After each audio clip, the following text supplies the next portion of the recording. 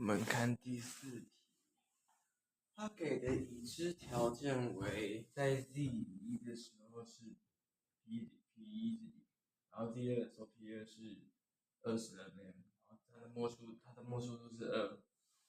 然后我们要求的是 b1， 然后我们代入我们的波动率方程式 p1 等于1/2 log b1 的平方加上 log z1 会等于 p2 加上1/2 log b 平方的次加上 log g 的地图，然后我们再把数据整理干净，我们把有的数字把那个0给改掉，我们最后会解成这一串公式，